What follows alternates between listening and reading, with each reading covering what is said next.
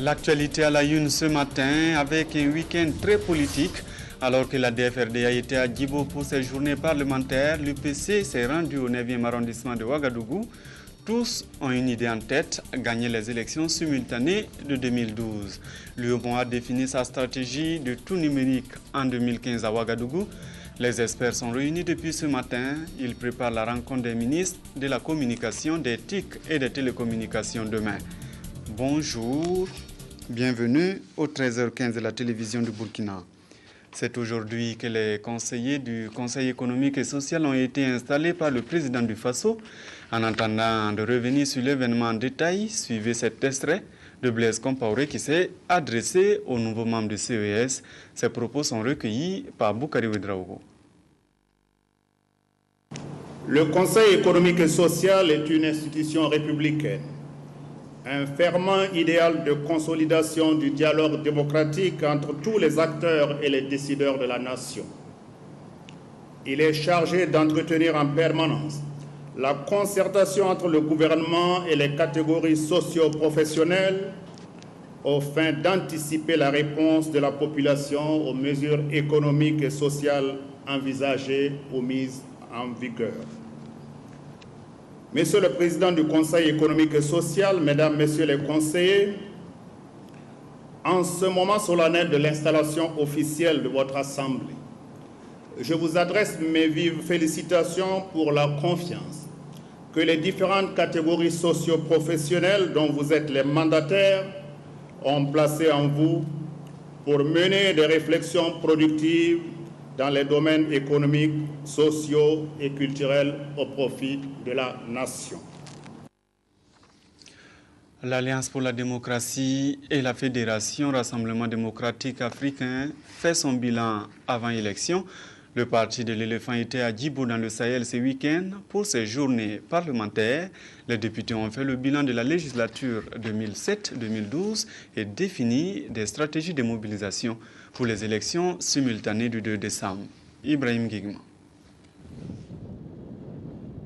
Le 3 novembre au matin, le barrissement de l'éléphant s'est fait entendre dans le Sahel Burkina. Accueil des grands jours, entrée triomphale dans la ville de Djibo, allégeance au chef de canton et direction salle de conférence. Ici se tiennent les dernières journées parlementaires de la présente législature du parti de l'Alliance pour la démocratie et la Fédération, Rassemblement démocratique africain, ADF-RDA. C'est l'heure du bilan, mais aussi des projections. Je rappelle que le thème, c'est la stratégie de mobilisation pour réussir les élections. Le clou de l'événement, c'était aussi de faire le bilan de la législature au cours de laquelle notre groupe parlementaire a participé avec acuité, avec sérénité, avec satisfaction et surtout avec la bonne volonté d'accompagner l'institution qui est l'Assemblée nationale. Pour plus d'un observateur de la scène politique burkinabé, le choix de Djibo pour abriter ce rassemblement des troupes avant l'élection n'est pas fortuit. Le parti de l'éléphant a connu dans cette localité une guéguerre de leadership qui a occasionné des défections. Ce n'est qu'un fait, un épiphénomène. Le parti, vous le voyez, est très vivant. En réalité, ce ne sont pas forcément les hommes qui font le parti, mais le parti lui-même a son histoire personnelle et les hommes apportent maintenant au-delà du parti, mais à un soubassement qui est celui du parti d'abord, et puis nous tous nous venons, nous accompagnons, car comme je le dis, même le président de l'ADF-RDA n'est pas indispensable à l'ADF-RDA. L'ADF-RDA dispose du deuxième groupe parlementaire le plus important en nombre de l'Assemblée nationale avec 16 députés et tient la troisième vice-présidence. Maître Gilbert Noël Ouedraogo et ses compagnons se donnent seulement 2 options au soir des élections couplées, municipales législatives. Au pire des cas, rester la deuxième force politique et au mieux, occuper la première place. Ils se disent donc prêts pour la bataille, comme des pachydermes en groupe et en rang serré, défense en l'air. De son côté, l'Union pour le changement et le progrès va à la rencontre de ses militants. Zéphirin Diabré et ses camarades étaient au 9e arrondissement de Ouagadougou. Ils sont allés mobiliser les électeurs pour le 2 décembre. Boukari Ouedraogo. Après 11 arrondissements à Ouagadougou et 2 communes rurales, le président de l'Union pour le progrès et le changement UPC est aujourd'hui dans le 9e arrondissement pour sonner la mobilisation des troupes. Cette dernière étape vient mettre fin à un périple qui a commencé il y a de cela 3 mois et qui consiste à prendre le pouls des sections UPC et surtout de consolider les rangs pour les échéances à venir. Ici, dans le 9e arrondissement, le président de l'Union pour le progrès et le changement a demandé à ses militants de rester mobilisés, car c'est seulement à ce prix qu'ils occuperont les premières marches au soir du 2 décembre prochain. Les militants n'ont pas manqué de marquer leur satisfaction, car cette visite du président vient les réconforter dans leur choix politique. Nous sommes très heureux d'avoir rencontré notre président. Et il y a beaucoup de militants qui ne le connaissaient pas, mais sa présence nous a beaucoup réconfortés. Et ça nous permettra encore d'avoir plus de courage, plus d'abnégation pour vraiment faire ce que nous voulons faire, le changement à travers les élections couplées 2012. Au cours de cette rencontre, les candidats au municipal du 9e arrondissement ont été présentés au président de l'UPC. On sent un certain engouement de la part des militants, que ce soit les femmes, les jeunes, les vieux, tout le monde y est. Vous l'avez vous-même constaté. Et donc nous sommes vraiment confiants et sereins. Pour le président de l'Union pour le progrès et le changement, la machine est en marche. Il ne reste que les résultats et pour cela, il dit compter sur les militants du 9e arrondissement de Ouagadougou. Cette information avant de poursuivre à l'occasion de la cérémonie officielle d'ouverture du Forum national des corps constitués de l'État, placé sous le très haut patronage de son Excellence, Monsieur le Président du FASO, Président du Conseil des ministres, la Direction générale du protocole d'État convie les personnalités invitées le mardi 6 novembre 2012 au Palais des Sports 6 à Ouaga 2000 à partir de 7 heures. L'heure limite d'arrivée est fixée à 8h30. C'est une information du protocole d'État, c'est signé l'ambassadeur Dion Youbari. Sur la route du tout numérique, nous sommes dans l'espace UEMOA en 2015. L'UEMOA cherche donc des solutions à Ouagadougou. En entendant les ministres demain, les experts sont réunis depuis ce matin pour préparer le terrain. Maïmouna Traoré. Les experts en communication et en télécommunication l'ont souligné, la plupart des pays membres de l'UEMOA accusent un retard dans la transition de l'analogique vers le numérique. Un retard qu'il faut impérativement rattraper avant la date butoir de juin 2015. Nous avons donc l'obligation dans la plupart de nos États, si nous ne voulons pas être complètement coupés du réseau de communication et de diffusion en matière de télévision et de radiodiffusion, de faire en sorte que les dispositions soient prises dès à présent pour que nous puissions donc être présents à ce rendez-vous de juin 2015. Ce qui veut dire que si en juin 2015, nous n'avons pas adopté les nouvelles normes de diffusion, il se pourrait même que la plupart de nos appareils téléviseurs ne puissent même plus capter les émissions venant de l'extérieur. La commission de l'UEMOA s'active pour éviter ces désagréments. En juin 2012, ces experts en communication et en télécommunication se sont réunis à Cotonou pour réfléchir sur la question. Ils ont proposé des normes de compression et de diffusion et surtout des pistes de financement pour cette transition. Appuyer les États dans l'acquisition d'un certain nombre d'équipements, même si c'est dans une petite proportion, et organiser des ateliers nationaux de sensibilisation pour tous les acteurs impliqués dans la transition numérique.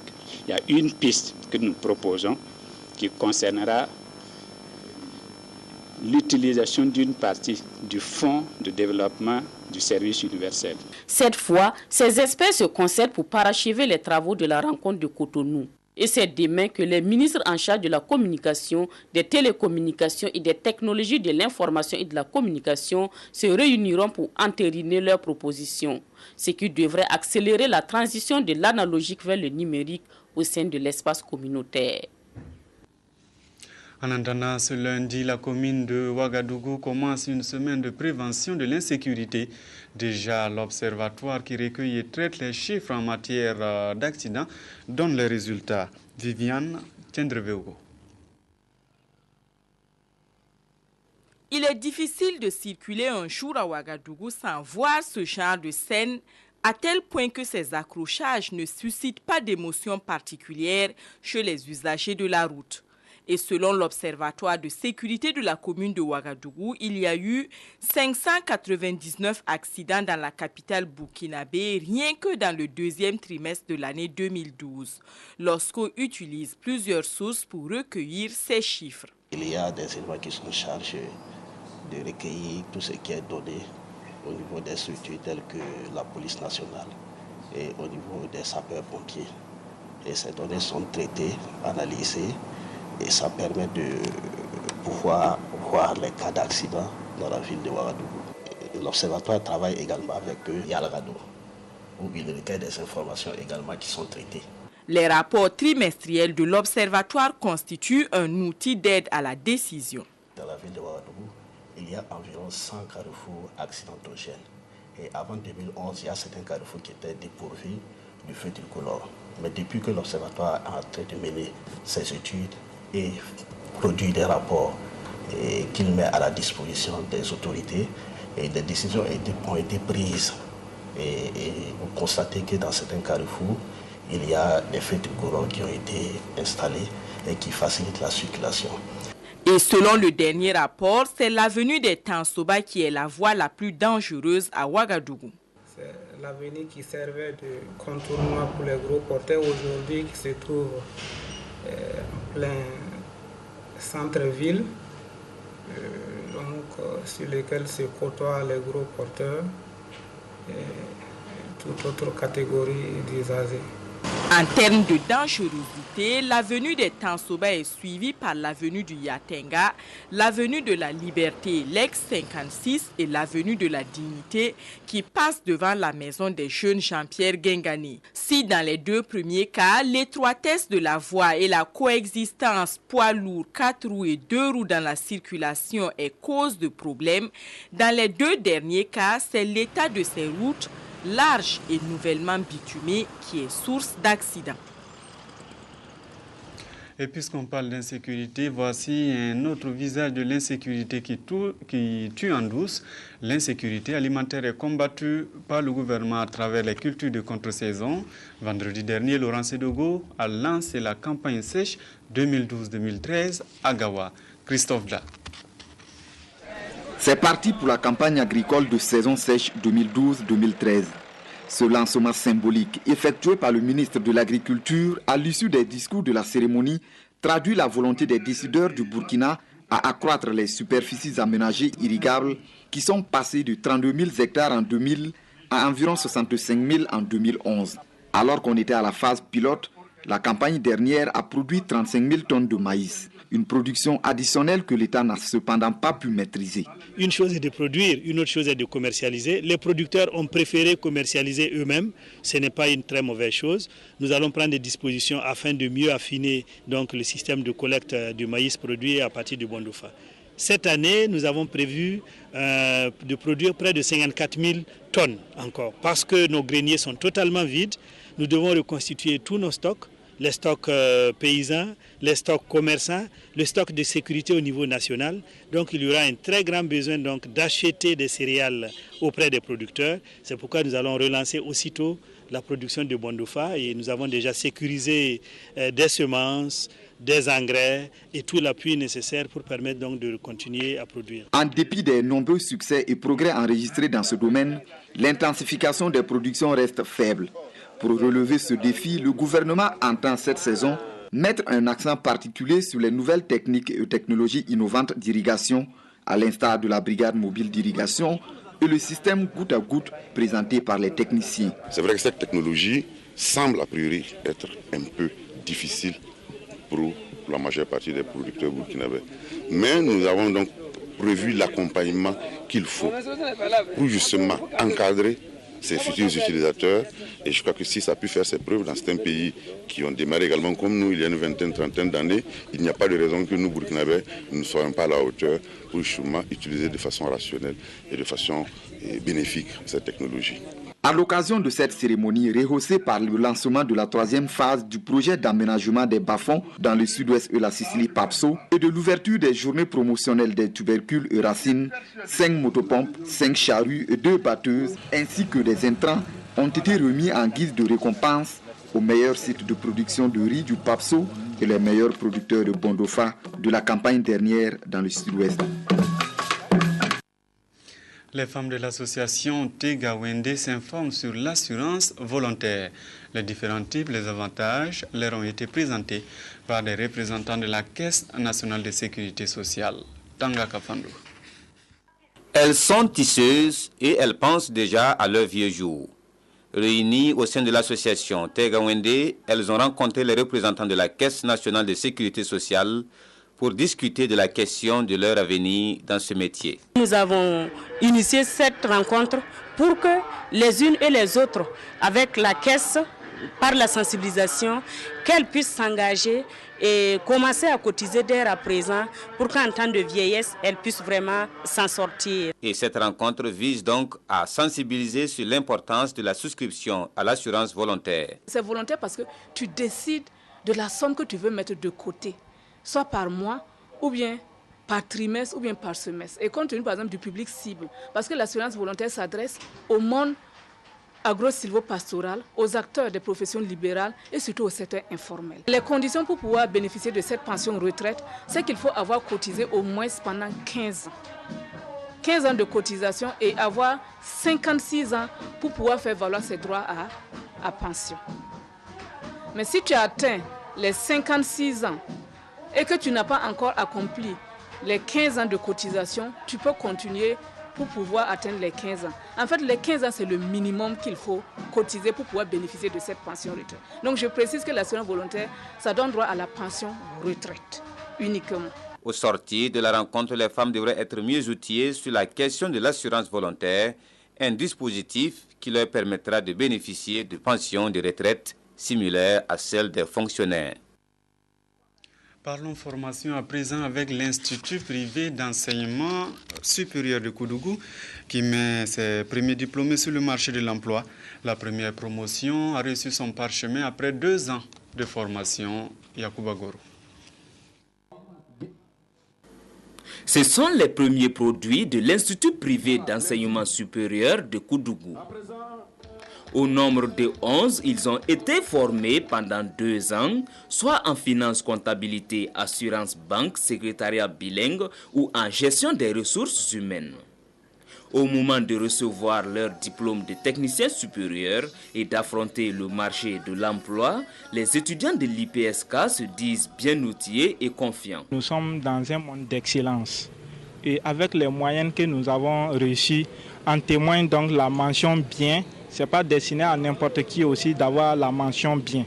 Donc ça veut dire que sur le marché de l'emploi, si c'est vraiment l'excellence qui prime, nous n'avons pas peur, on est sûr que nous aurons de l'emploi. Le diplôme n'est pas une fin en soi, il faut prouver qu'on le mérite sur le terrain. C'est le message du parrain de cette première promotion, Adama Fofana, lu par son représentant à la cérémonie. Le diplôme ne signifie pas qu'on a du travail. Donc, si c'est vrai que c'est le couronnement donc, des études, ce n'est pas la preuve de compétence. Ils ont approuvé leurs compétences sur le terrain à partir donc, des formations reçues. L'Institut du docteur Amadou Yaro nourrit de grandes ambitions pour Koudougou.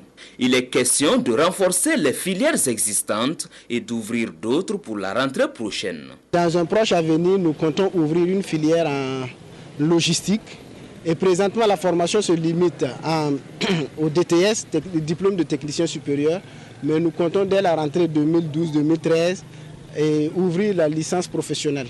En entendant, le directeur général de l'IPSK a exhorté les nouveaux diplômés à croire en leurs compétences et d'être par leur exemplarité des ambassadeurs de leur institut.